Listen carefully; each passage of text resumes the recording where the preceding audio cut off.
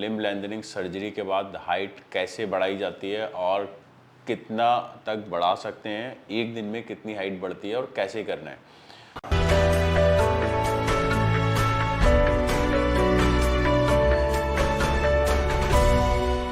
Hi, I am Dr. Hirdesh, limb lengthening rehabilitation expert and managing director in Height Increase Info।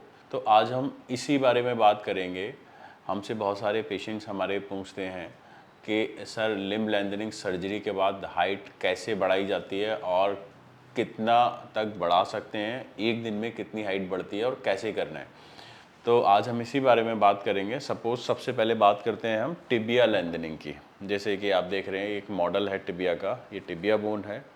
Actual में जब करते हैं तो आप वहाँ देख सकते हैं टिबिया और फिबुला दोनों बोन होते हैं, दोनों बोन ब्रेक होते हैं, दोनों बोन की लंबाई बढ़ती है। फर्स्ट इसमें होता क्या है, एक इंट्रामेडुलरी नेल इंसर्ट किया जाता है, जो कि आप देख सकते हैं जो ऑर्डिनरी नेल ही है, जो भी कि किसी भी फ्रैक्चर में इंसर्ट करते हैं। नेल का काम सिर्फ यही है ताकि बोन ट्रैक पे रहे, मिसअलाइन ना हो।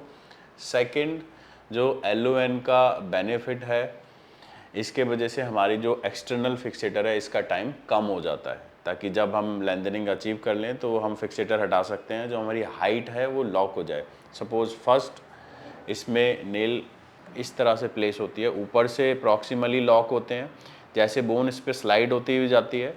सपोज़ 5 सेंटीमीटर हमने लेंथनिंग कर लिया, उसके बाद यहाँ से डिस्टल से नीचे से लॉक कर देते हैं, तो ये जो हाइट है वो लॉक हो जाए। जैसे धीरे धीरे इसमें कैल्शियम डिपोजिशन होता है, नए बोन फॉर्मेशन हो जाती है, बोन बन जाती है। उसके बाद 2 साल के बाद आप इसको निकलवा सकते हैं। तो हम थे कि लेंथनिंग हम करते कैसे हैं।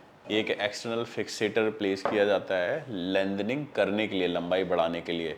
ऑस्टियोटमी हो रखा है, बोन ब्रेक है। इनिशियली इसमें कोई गैप नहीं होता, 1 mm पर डे इसको लेंथन किया जाता है। सर्जरी के 7 to 8th डे हम लोग स्टार्ट करते हैं लेंथनिंग। फर्स्ट हम लेंथनिंग करते कैसे हैं, ये जो एक्सटर्नल फिक्सेटर है इसमें प्रॉक्सिमली 2 वायर हैं, जिसमें प्रॉक्सिमल इसको होल्ड किया हुआ है बोन को, और डिस्टल नीचे भी इसको होल्ड किया हुआ है। तो हमें जो भी रिंग फर्स्ट और सेकेंड रिंग से जो भी रॉड कनेक्ट है, उसके जो सेंटर वाला रिंग है, इसके जो लोअर स्क्रू को सिंपल लूज करना होता है चारों।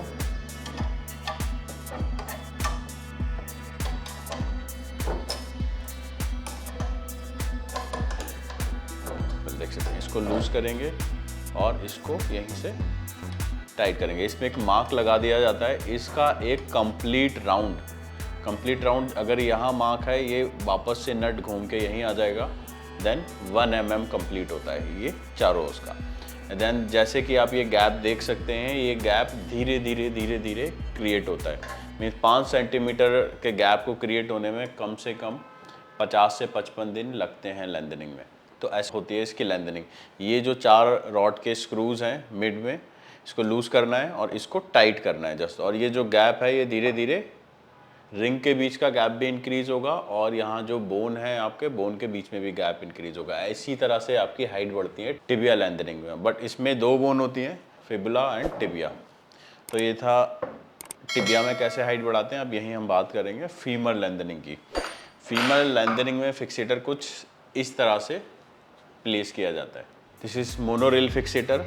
इसके 2 पिन ऊपर हैं, 2 पिन नीचे हैं, जिससे कि फीमर को स्टेबलाइज किया हुआ है। ऐसे ही इसमें एक नेल इंसर्ट किया जाता है, जैसे कि टिबिया में था, उसका भी वर्क वही है, ताकि इसका मिसअलाइन ना हो और फिक्सेटर का टाइम कम हो जाए। जैसे कि आप देख सकते हैं, इसमें एक ऑस्टियोटमी क्रिएट की जाती है, और फिक्सेटर लगाने के बाद इस तरह के 2 सीड यूनिट हैं, और ये एक एलन की से इसको लेंथनिंग करते हैं।